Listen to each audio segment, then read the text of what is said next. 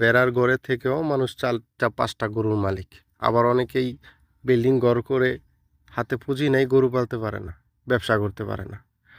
আসলে সিস্টেমটা এইটা, বাংলাদেশের মানুষ ব্যবসাটা আগে শিখে না, আগে শিখে নিজের বিলাসিতা, তারপরে শিখে ব্যবসা। যখন ব্যবসা শিখলে আর কাজ হয় না, হাতে টাকা থাকে না।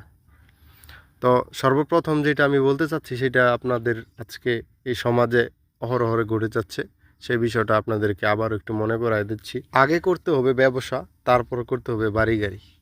বিষয়টা এইটাই। কারণ আপনার ব্যবসা দাঁড় করাইতে পারলে আপনার বাড়িঘর অটোমেটিক করতে পারবেন যে কোনো সময়। এই ভুলটা কেউ করবেন না, প্রবাসী ভাইয়েরাও এই ভুলটা করবেন না। আসসালামু আলাইকুম, আশা করছি সবাই ভালো আছেন। শৌখিন বাংলার সকল দর্শককে আজকে একটা জিনিস দেখাবো, সেটা হলো খুব ইম্পর্টেন্ট। সেটা হলো আল্লাহ যদি বোবা প্রাণী দিয়ে আপনারা উঠাইতে চায়, কিভাবে যে উঠাই দিবে আপনি কিভাবে কল্পনাও করতে পারবেন না। এই যে একটা গরু, এটার আগের বাতলার বাছুরটা ওইটা, এবং পরের বাতলার বাছুর এই দুইটা।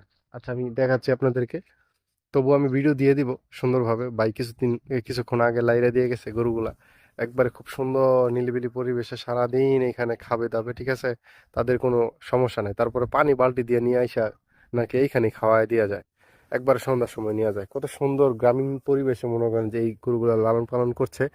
তো আমি বলছি যে ভাই কৃমিনাশকটা ঠিক মতো করেন, আর ভিটামিন টিটামিন যাই খাওয়ান না খাওয়ান, কারণ আপনাদের গরু ছাড়া থাকে তেমন একটা ভিটামিনের প্রয়োজন পড়বে না ইনশাল্লাহ, ঠিক আছে।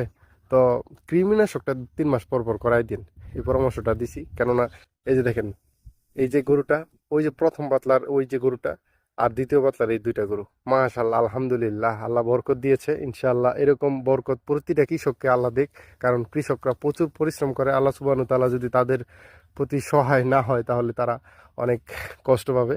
কারণ প্রতিটা কৃষক মানে খেটে খাওয়া মানুষ এতটা পরিশ্রম করে, তাদের বাস্তব জীবনটা যদি কোনো শহরের মানুষ কাছ থেকে একবারে উপলব্ধি করতে চায়, তাহলে তাদেরকে আইসা দেখতে হবে যে একটা কৃষক সকাল থেকে সন্ধ্যা পর্যন্ত কতটা পরিশ্রম করে তার জীবন জীবিকার জন্য। তো আজকের এই ভিডিওটা এই পর্যন্তই ছিল। আপনারা যারা লালন পালন করছেন গবাদি পশু, করতে থাকেন, আল্লাহ বরকত একদিন ইনশাআল্লাহ দিবেই দিবে। আসসালামু আলাইকুম রহমতুল্লাহি ওয়া বারাকাতুহু।